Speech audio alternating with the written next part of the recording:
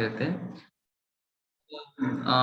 Again इससे मैं पहले स्टार्ट करने से पहले मैं आपको एक मेडिकल कंडीशन बताता हूँ कुछ।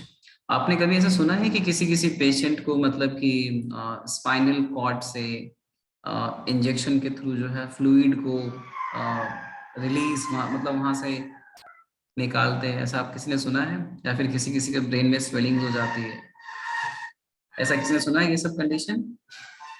हाँ सर, यस सर। तो अगेन आपने कभी फाइंड आउट करने की कोशिश की है कि ऐसा क्यों होता है? कभी ऐसा नहीं ना? तो उसमें भी यही कंडीशन होता है, मतलब उसमें का जो मेन रिस्पॉन्सिबल फैक्टर है वो कौन सा है? In like unusual accumulation of the cerebrospinal fluid. ठीक है, तो ये हम लोग देखते हैं कि ये सीएसएफ होता है कैसे। इसको हम लोग शॉर्ट फॉर्म में क्या कहते हैं? सीएसएफ कहते हैं। ठीक है, ये तो आपको याद होगा, मैं जस्ट यहाँ पे लिख देता हूँ, cerebrospinal fluid is also called as CSF. CSF इसका नाम सही पता चल रहा है कि आपको ये इसका लोकेशन कहाँ होगा या फिर ये प्रेजेंट कहाँ होगा। सो सी स्टैंड फॉर व्हाट? सेरिब्रो मतलब सेरिब्रम, और स्पाइनल मतलब in short this fluid is present in the central nervous system. ये कहाँ प्रेजेंट होता है? सेंट्रल नर्वस सिस्टम के अंदर प्रेजेंट होता है। और इसका नेचर कैसा होता है, इसका कलर कैसा होता है? It is almost colourless. Okay, और इसके अंदर देखो, इसके अंदर क्या होता है कि almost like it is mostly made up of water. Almost 80 to 90% क्या होता है? वाटर प्रेजेंट होता है। Some amount of glucose is also present.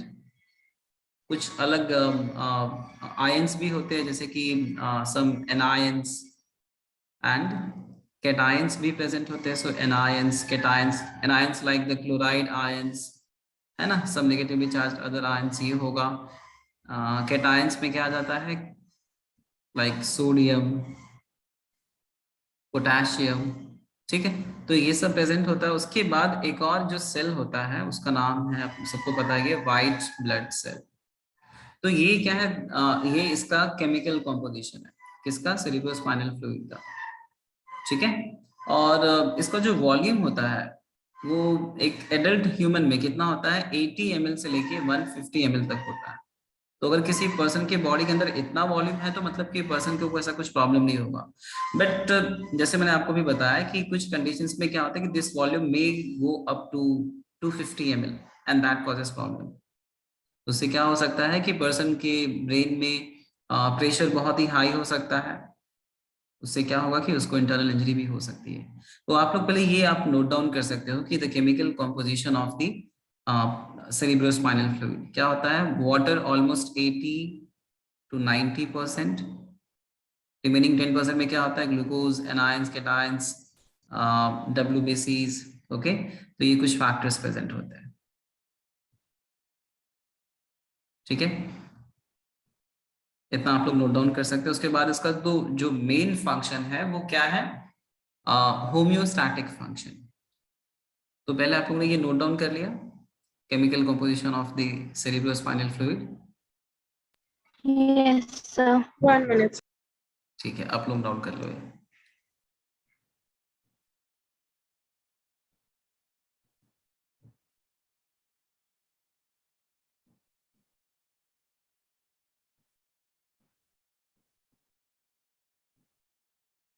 Done sir.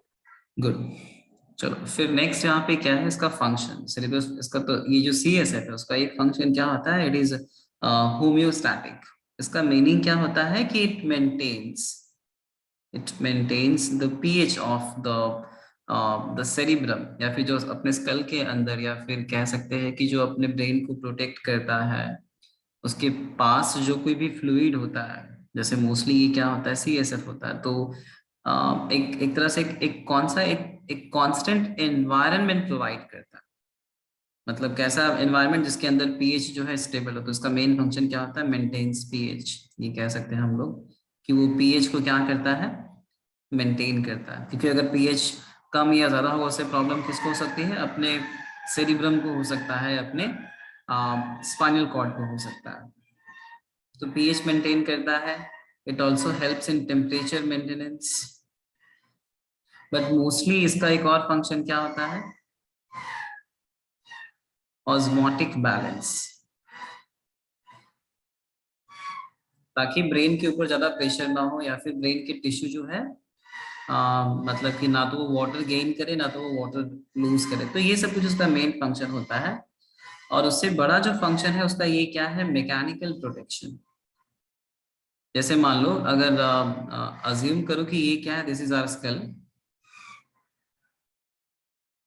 ठीक है, which is made up of definitely ये बोनी पार्ट है, और इसके अंदर क्या है, अपना सेरिब्रम है, ऐसे कुछ, ये बीच में का राइट हेमिस्फेयर, फिर ये लेफ्ट हेमिस्फेयर, ऐसा कुछ सेरिब्रम है, ठीक है। अज्यूम करो कि ये अपना क्या है, एक ब्रेन है। तो अगर इसके बीच में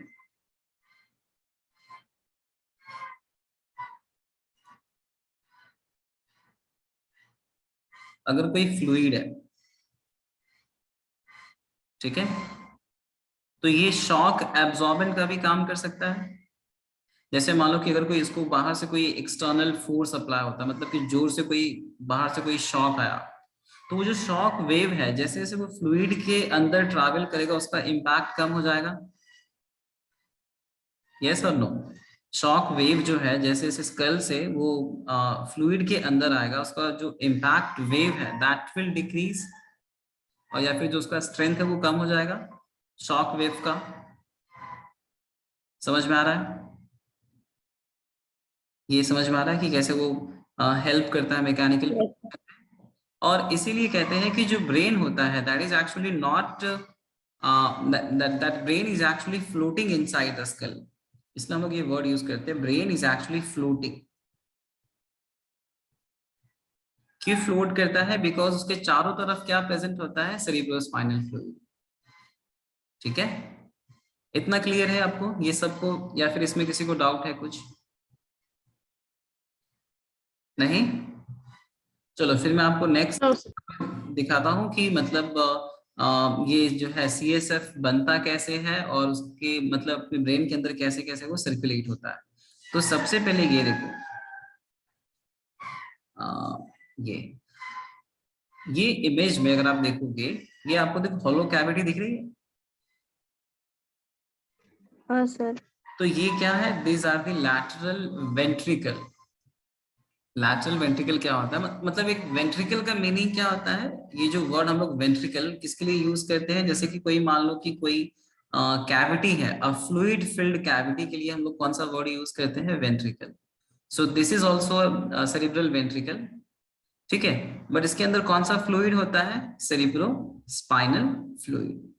तो जस्ट मैंने आपको यहाँ पे दिखाया है कि ये कैसे होता है, बट अब अभी हम लोग देखते हैं कि ये बनता कैसे है और अपने ब्रेन के अंदर कौन कौन से टाइप के ये वेंट्रिकल्स होते हैं, ठीक है। तो सबसे पहले ये देखो,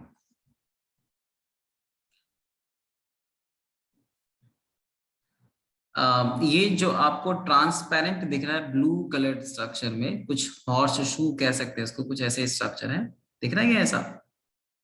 तो ये दोनों जो है एक्चुअली दो होते हैं, और जो आपने देखा वो क्या था, that was a lateral ventricle. तो ये देखो, ये जैसे मान लो कि ये राइट हेमिस्फेयर में होगा और ये कौन से हेमिस्फेयर में होगा, लेफ्ट हेमिस्फेयर में। तो सबसे पहले आपको क्या याद रखना है कि वेंट्रिकल होता क्या है। So ventricle is a fluid filled cavity present inside the brain, और उसके अंदर कौन सा फ्लूइड होता है, CSF। देखो मैंने यहाँ पे डेफिनेशन दिया, ventricles are the cavities within the brain that are filled with the cerebrospinal fluid, ठीक है। तो इसको हम लोग क्या कहते हैं, CSF, इसको हम लोग क्या कहते हैं, वेंट्रिकल्स। अब ये वेंट्रिकल के अंदर जो है मतलब इसका अलग अलग डिवीजन होता है, जैसे कि लैटरल वेंट्रिकल जो है ये कहाँ पर CSF प्रोवाइड करता है या फिर कहाँ पर प्रेजेंट होता है, it is present in the right cerebral hemisphere, one will be present in the right cerebral hemisphere and the second one will be present in the left cerebral hemisphere, ठीक है। So lateral ventricle is present in the cerebrum, ये हम लोग कह सकते हैं, ठीक है। Lateral ventricle is present in cerebrum, और इसके दो टाइप होता है, एक होता है राइट लैटरल वेंट्रिकल और एक कौन सा हो जाएगा, left lateral ventricle which supplies or which is present in the respective cerebral hemisphere. ये इतना क्लियर है सबको अबाउट द लैटरल वेंट्रिकल? ठीक है, उसके बाद फिर क्या हो रहा है यहाँ पर, अगर आप देखोगे एक यहाँ पे कनेक्शन है, इंटर वेंट्रिकुलर फोरामेन दिया है, मतलब कि देखो एक और ये हो गया लैटरल वेंट्रिकल और ये कौन सा है, थर्ड वेंट्रिकल। ठीक है, ये क्या है, थर्ड वेंट्रिकल। तो दोनों के बीच में का जो कनेक्शन है उसको हम लोग क्या कहते हैं, इंटर वेंट्रिकुलर फोरामेन। फोरामेन का मीनिंग क्या होता है, कुछ एक हॉलो ओपनिंग। ठीक है, तो ये हो गया, so that will make the third ventricle. तो इसको हम लोग अज्यूम करते हैं, ये जो लैटरल वेंट्रिकल है ना उसको हम लोग अज्यूम करते हैं कि ये हो गया फर्स्ट वेंट्रिकल, ये हो गया सेकंड वेंट्रिकल, तो ये कौन सा हो जाएगा, this will be the third ventricle. ठीक है, अब थर्ड वेंट्रिकल से एक डक्ट निकलता है जिसका नाम है cerebral aqueduct. Aqui is something related with the fluid. ठीक है, और ये डक्ट के जैसा है, और ये कहां से आ रहा है, it is also coming from the cerebrum. So I can say that this duct is cerebral aqueduct. ठीक है, and this cerebral aqueduct will open into the fourth ventricle, जिसको हम लोग क्या कहते हैं, ये देखो, तो ये क्या है, this is the fourth ventricle। और फोर्थ वेंट्रिकल जो है वो कहाँ प्रेजेंट है, it is present near to the cerebellum. फिर ये वेंट्रिकल जो है ये कहाँ पे कंटिन्यू हो जाता है, थ्रू द मीडियन अपर्चर, ये कहाँ पे ओपन हो जाएगा, सेंट्रल कैनाल। और ये सेंट्रल कैनाल में मतलब ये सेंट्रल कैनाल जो है ये किसका पार्ट है, it is part of the spinal cord.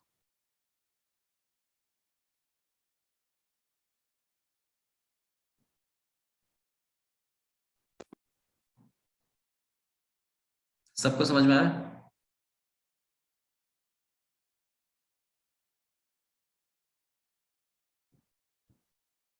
Okay, we are fine, but बाकी लोगों को ये समझ में आ रहा है? यस। सबसे पहले आपको अपने आपके माइंड में क्या फिट करना है कि वेंट्रिकल्स होता क्या है। So it is a fluid filled cavity. ठीक है, और ये कैसा होता है, जैसे मान लो कि अपने ब्रेन के अंदर कितने वेंट्रिकल्स हैं, 4 वेंट्रिकल्स। और ये दिखते कैसे, ये देखो मैं आपको फिर से एक्सप्लेन करता हूँ। जैसे ये कुछ ऐसा होगा, मैं अपने जस्ट एक डेमोन्स्ट्रेट कर रहा हूँ। अज्यूम करो कि ये क्या है, this hands are my what, ventricles. So something like this, ये देखो कुछ ऐसा होगा। ये तो एक होगा right ventricle and second one क्या होगा, लेफ्ट वेंट्रिकल। तो कुछ ऐसे ही कुछ दिखता है। फिर दोनों के कॉमन से एक थर्ड वेंट्रिकल्स आता है, फिर एक ट्यूब आता है जिसको हम लोग बोलते हैं सेरिब्रल एक्वीडक्ट। फिर नीचे जो आता है उसको हम लोग क्या बोलते हैं, फोर्थ वेंट्रिकल। फिर वहां से क्या कौन सा वेंट्रिकल्स आता है, सेंट्रल कैनाल, जो किसमें प्रेजेंट होता है, स्पाइनल कॉर्ड में। Yes, is it clear to all? ये वेंट्रिकल्स आपको याद रखने हैं कि कौन कितने वेंट्रिकल्स होते हैं और कौन से वेंट्रिकल्स जो है कहाँ प्रेजेंट होते हैं। So lateral ventricle and the third ventricle is present in the cerebrum। और एक वहां से एक डक्ट निकलता है जिसको हम लोग क्या कहते हैं, cerebral aqueduct। So this cerebral aqueduct connects third ventricle with fourth ventricle। ये आप लोग नोट डाउन कर लो अपने पॉइंट में। ठीक है, this cerebral aqueduct it connects third ventricle to fourth ventricle। Okay, ये आप लोग नोट डाउन कर सकते हो। तो पहले आप लोग वेंट्रिकल्स का डेफिनेशन लिखो, उसके बाद आप ये लिख लो कि ये जो है लैटरल वेंट्रिकल से क्या निकलता है, इंटरवेंट्रिकुलर फोरामेन। फिर वहां से क्या निकला, थर्ड वेंट्रिकल। मतलब ये सीक्वेंस हो सकता है, फर्स्ट सेकेंड, फिर ये उसका एरो का साइन, फिर ये थर्ड, फिर ये fourth, and this arrow is representing the cerebral aqueduct. ये समझ में आ रहा है? यस, और shall I repeat it again once? सबको क्लियर है? यस, सर एक बार वापस रिपीट करो। ठीक है ठीक है। मैं आपको पहले ये बता देता हूँ, चलो मैं आपको ये बता देता हूँ। जैसे ये मैंने इमेज जो रखा है, इसमें अगर आपको अगर ये क्लियरली दिख रहा है तो क्या आपको जस्ट एक आप ये एरो पे फोकस करो पहले। आई विल सजेस्ट कि आप ये एरो पे फोकस करो, ये वाले पार्ट पे। सबने फोकस किया इस पर? ठीक है। तो एक्चुअली ये होता क्या है, दिस इज कोरोइड प्लेक्सस, मतलब ये कोरोइड प्लेक्सस जो होता है इसके ही अंदर जो है या फिर यहीं पर क्या फॉर्म होता है, CSF का फॉर्मेशन होता है। तो जो कोरोइड प्लेक्सस होता है ये कहाँ प्रेजेंट होता है, लैटरल वेंट्रिकल्स में, और यहाँ पर क्या फॉर्म होता है, CSF। मतलब कि जो फ्लूइड है सेरिब्रोस्पाइनल फ्लूइड वो बनता कहाँ पर है, choroid plexus of the lateral ventricle. उसके बाद अगर आप देखोगे यहाँ पर देखो एक पर्पल कलर का एरो दिख रहा है कुछ, सबको सबको दिख रहा है वो एरो पर्पल कलर का। So that arrow is what indicating the direction of flow of the cerebrospinal fluid. ये सबको दिख रहा है, यहां तक क्लियर है? Yes, sir. अब देखो कि वो जो है मतलब जो CSF है वो ट्रैवल करके एक यहाँ पे दिख रहा है आपको थर्ड वेंट्रिकल्स, अगर आप यहाँ पे फोकस करोगे तो लैटरल वेंट्रिकल, तो ये दोनों जो क्या है, these are the lateral ventricles. ठीक है, ये क्या है, एक लैटरल वेंट्रिकल से उसके ऑपोजिट साइड में कोई दूसरा लैटरल वेंट्रिकल होगा। फिर देखो ये बीच में एक डक्ट है, फिर ये कौन सा हो गया, थर्ड वेंट्रिकल्स, दिख रहा है सबको। और वहीं से एक और फ्लूइड जो है सेरिब्रल एक्विडक्ट से होकर कहाँ पहुंच रहा है, फोर्थ वेंट्रिकल्स में। तो ये क्लियर है, ये फोर्थ वेंट्रिकल, ये थर्ड वेंट्रिकल्स, ये फर्स्ट वेंट्रिकल, और उसके ऑपोजिट साइड में क्या होगा, सेकेंड वेंट्रिकल्स।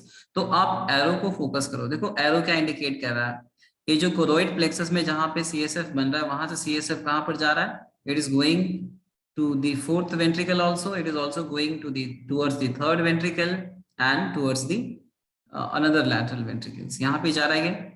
अब ये फोर्थ वेंट्रिकल से जो है फ्लूइड वो देखो चारों तरफ घूम रहा है, सेरिब्रम के पास, सेरिबेलम के पास में जा रहा है, and some fluid is also entering inside the central canal, दिख रहा है आपको। अब वो आप एरो को फोकस करो, इतना पहले क्लियर है ये मुझे बताओ, बाकी सब लेबलिंग्स पे आप मत फोकस करो, बस फोकस यहाँ सबको क्लियर है? यस। अब यहाँ तक सबको क्लियर है क्या? Yes. Yes, sir. ओके। तो अब देखिए अगर आप देखोगे यहाँ पे, अगर आपको ये पूरा एरो दिखाई देगा, जस्ट आप स्पाइनल कॉर्ड पे फोकस करो। आप देख रहे हैं आपको कुछ एरो जो है ऐसा घूम रहा है, फिर it is like some of them are taking U turn from the middle of the spinal cord, some of them are crossing from left to the right, कुछ जो है ऐसे यू टर्न्स ले रहा है। तो मतलब क्या है कि ये जो CSF है they will be circulating throughout the spinal cord, throughout the brain. ठीक है, तो ये दिस कीप्स ऑन सर्कुलेटिंग, और ये जो देखो ये जो ब्लू वाला है दिस रीजन, तो ये इसमें क्या है, एक्चुअली ये CSF है। तो जो कोई भी बाहर से कोई मैकेनिकल शॉक आएगा तो वो शॉक एब्जॉर्ब कौन करेगा, दिस फ्लूइड। हम लोग कहते हैं ना कि fluid is a best shock absorbent, है ना? ये आपको पता है कि नहीं पता? Why? Because fluids are non compressible, उसको हम लोग कॉम्प्रेस नहीं कर सकते ना, इसके लिए वो क्या है, that is a best shock absorbent. और वही प्रिंसिपल जो है अपना ब्रेन यूज करता है to protect our brain from the mechanical injury. अब सबको समझ में आया कि कैसे फ्लूइड, जैसे अपने बॉडी के अंदर ब्लड सर्कुलेशन होता है वैसे ही अपने सेंट्रल नर्वस सिस्टम में किसका सर्कुलेशन हो रहा है, CSF का। तो ये पर्पल लाइन क्या इंडिकेट कर रहा है, CSF। और जो ब्लू लाइन है वो क्या इंडिकेट कर रहा है, venous blood, because venous blood किसमें हेल्प करता है, CSF की फॉर्मेशन में। ठीक है, तो आपको याद कर रखना है कि CSF बनता क्या है, कहाँ बनता है, सो CSF is formed in the choroid plexus of the lateral ventricle. फिर वहां से जो CSF है पूरे सेंट्रल नर्वस सिस्टम में क्या होगा, सर्कुलेट होगा।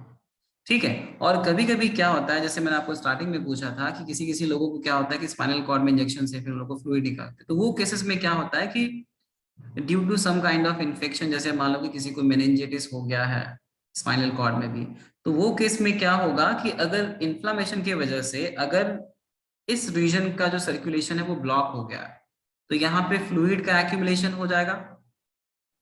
तो अगर यहाँ पे फ्लूइड का एक्यूमुलेशन है तो यहाँ का स्पाइनल कॉर्ड प्रॉपरली फंक्शन नहीं कर पाएगा, है ना? तो वो केसेस में क्या करते हैं डॉक्टर्स जो है इंजेक्शन के through they can remove the excessive amount of CSF। ठीक है, अब समझ में आया कि वो प्रोसीजर होता है क्या और इसमें क्यों करते हैं। इतना क्लियर है सबको CSF के बारे में? Yes, Yes. ओके। Yes. तो अपने ब्रेन के अंदर कुछ मेजर वेंट्रिकल्स होते हैं, जैसे अपने हार्ट के अंदर होता है right atrium, right left atrium, right ventricles, left ventricles, तो वैसे ही अपने ब्रेन के अंदर भी वेंट्रिकल्स होते हैं। बट अपना ब्रेन का जो वेंट्रिकल है that is different from the ventricles present in the heart, क्योंकि अपने हार्ट के जो वेंट्रिकल्स होते हैं वो क्या स्टोर करते हैं, वो what they will receive the blood from the atrium. But ये जो वेंट्रिकल्स है, these ventricles are actually the site where cerebrospinal fluid is present. तो अपने ब्रेन के अंदर कितने वेंट्रिकल्स है? अपने सेरिब्रम के अंदर 4। ठीक है, 2 लैटरल वेंट्रिकल्स है, ये भी आपको याद रखना है। लैटरल वेंट्रिकल्स कितने हैं? 2। ठीक है, उसके बाद क्या है, एक थर्ड वेंट्रिकल है और एक फोर्थ वेंट्रिकल है। और थर्ड और फोर्थ वेंट्रिकल के बीच में के जो कनेक्शन को हम लोग क्या कहते हैं? Cerebral aqueduct. अब सबको समझ में आया वेंट्रिकल्स ऑफ द ब्रेन और cavities of the brain? Yes, sir. ठीक है, तो जैसे मान लो कि किसी इंजरी की वजह से, मैं आपको एक क्वेश्चन पूछ रहा हूँ, जैसे मान लो कि कोई एक्सीडेंट हो गया या फिर कोई भी इंजरी की वजह से अगर किसी पेशेंट का अगर ये इंटरवेंट्रिकुलर फोरामेन अगर रप्चर हो गया है या फिर समहाउ इट गॉट ब्लॉक्ड, अगर ये ब्लॉक हो गया है तो फिर वो पेशेंट को क्या कॉम्प्लिकेशन हो सकता है? बताओ।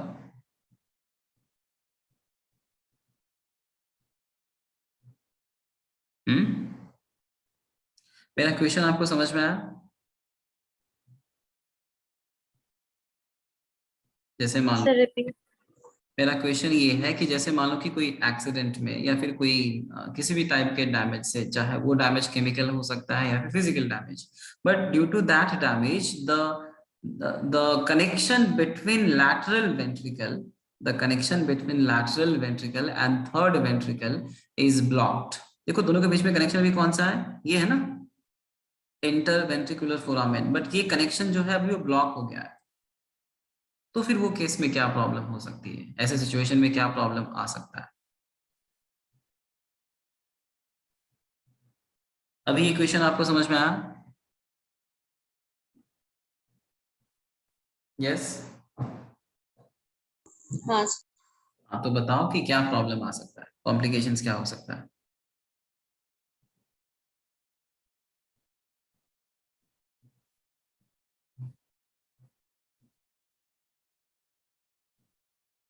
ओके नैना, आप बोल रहे हो कि स्वेलिंग होगी, बाकी लोग क्या कह रहे हैं?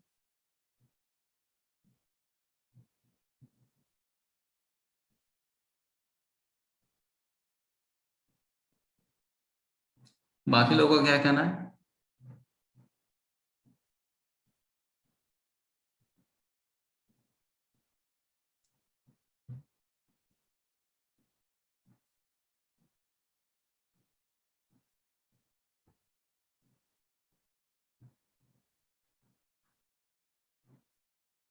Heads up. अक्षता, ये क्या होगा हेड्स अप मतलब? स्वेलिंग होगी हेड में?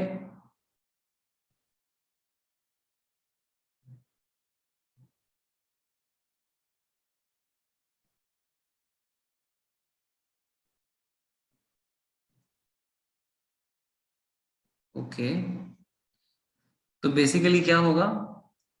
So, can it lead paralysis? Yes, that can lead to paralysis, definitely. Coordination problem होगा। क्यों होगा? देखो जैसे यहाँ पर अगर ये ब्लॉक हो जाएगा तो जो CSF है, जो सेरिब्रोस्पाइनल फ्लूइड है, जो पूरे ब्रेन के अंदर सर्कुलेट हो रहा था, अब वो फ्लूइड जो है इसके अंदर ही डिपॉजिट हो रहा है। So it is getting accumulated inside this lateral ventricle. उसके वजह से क्या होगा कि this lateral ventricle will exert pressure on the cerebrum. देखो मैं आपको यहाँ पे अब दिखा रहा हूँ, रियल इमेज से समझा रहा हूँ। ये देखो, ये आपको दिख रहा है रियल इमेज में? हाँ सर। ये कौन सा है? दिस इज, जैसे मान लो कि ये क्या हो जाएगा, this is left left lateral ventricle. ये कौन सा है? लेफ्ट वाला है। ये कौन सा है? राइट वाला है। और फिर ये जो होता है इसको हम लोग बोलते हैं कोरोइड प्लेक्सस, जहां पे सीएसएफ का फॉर्मेशन होता है। तो अगर ये जो है ये पूरे पार्ट का कनेक्शन थर्ड वेंट्रिकल या फोर्थ वेंट्रिकल के साथ नहीं होगा, तो इससे एक प्रॉब्लम क्या आएगा कि जो फ्लूइड है, that fluid will exert pressure on the cerebral wall. उसके ऊपर ये प्रेशर एक्सर्ट करेगा। अगर ये फ्लूइड इसके अंदर ही एक्यूमुलेट हो जाएगा ना, और आपको पता है कि fluids exerts pressure on it's wall, जैसे गैस एक्सर्ट करता है वैसे फ्लूइड भी एक्सर्ट करेगा अगर उसका वॉल्यूम इंक्रीज होगा तो। ये भी आपको पता है ना। Yes, sir. की Yes वजह sir. से क्या होगा कि the part of this brain might get damaged, और उससे क्या हो सकता है, या पैरालिसिस भी हो सकता है या फिर कोई दूसरा जो फंक्शनिंग भी हो सकता है। हाँ जनानी, ये इससे जो है स्ट्रोक भी हो सकता है। इसको हम लोग कहते हैं सेरिब्रोवास्कुलर स्ट्रोक, बट वो होता है because of the blood vessels. But वो जो है मतलब कि ये एक्यूमुलेशन की वजह से ये सब कुछ प्रॉब्लम्स आ सकती है। ठीक है। और जो मैंने आपको कहा था कि सीएसएफ, तो वो सीएसएफ कहाँ प्रेजेंट होगा, ये आपको दिख रहा है हॉलो रीजन, यहाँ पे सीएसएफ प्रेजेंट होता है। ठीक है। और इसका मेन फंक्शन क्या होता है? To absorb the shock. सबको समझ में आया सीएसएफ के बारे में? Yes sir. मैंने यहाँ पे एक छोटा सा इमेज और रखा है जस्ट टू एक्सप्लेन कि ये जो है सीएसएफ बनता कैसे है। तो सीएसएफ बनाता कौन है? एक सेल होता है, एपेंडाइमल सेल कहते हैं, और ये कहां पर होता है? This is present in the choroid plexus. तो ये जो आपको रीजन दिख रहा है, choroid plexus of the lateral ventricle, यहाँ इसके अंदर एक स्पेशल सेल होता है, इसका नाम है एपेंडाइमल सेल। तो अगर आप ये देखोगे, blood capillary of the choroid plexus, तो जो ब्लड कैपिलरी कोरोइड प्लेक्सस के पास में आता है, वहां से वो क्या करता है? प्लाज्मा को एब्जॉर्ब करता है। दिख रहा है आपको? तो ब्लड, जैसे देखो अगर आपको याद होगा, नेफ्रॉन में देखो कैसे ब्लड फिल्ट्रेशन होता है ना। So somewhat like that, मतलब एग्जैक्टली नहीं होगा but somewhat like that, क्या होता है कि फ्लूइड को ये क्या करता है, this ependymal cells will absorb and then it will release into the cavity. तो ये जो स्पेस है, ये किसका स्पेस है? लैटरल वेंट्रिकल का। अब आपको समझ में आया कि कैसे फॉर्म होता है सीएसएफ? यस, Yes हाँ sir. sir. गुड। चलो, तो ये था सीएसएफ के बारे में। और यहाँ पर भी आप देख सकते हो, ये again this is a real image and showing this female is showing कि ये क्या है, this is the lateral ventricle. ये क्या है? यहाँ पे थर्ड वेंट्रिकल होगा। एंड ये क्या है? और देखो लैटरल और थर्ड के बीच में एक कनेक्शन होता है, उसका नाम क्या है? Interventricular connection, I think so. फिर ये क्या है? सेरेब्रल एक्विडक्ट है। और ये क्या है? This is the fourth ventricle which is not visible. ठीक है। और ये जो फोर्थ वेंट्रिकल है, ये किसको सीएसएफ प्रोवाइड करता है? सेरिबेलम के रीजन को।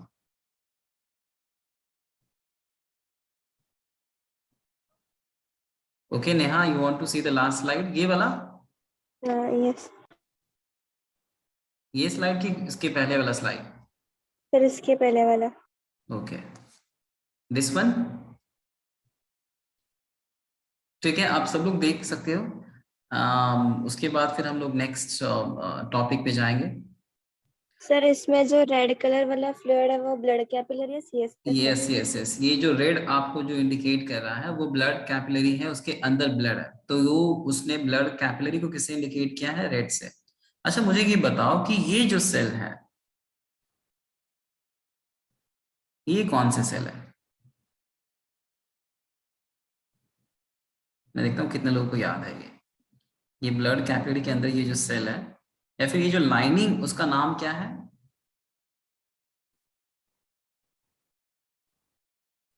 Epithelial lining. Endothelium, because it is lining the blood vessels na, and it is made up of squamous epithelial tissue. ठीक है। Endothelium of the blood vessel is made up of squamous epithelial tissue. ठीक है, इतना clear है? हाँ yes sir. तो अभी next slide पे जाए हम लोग।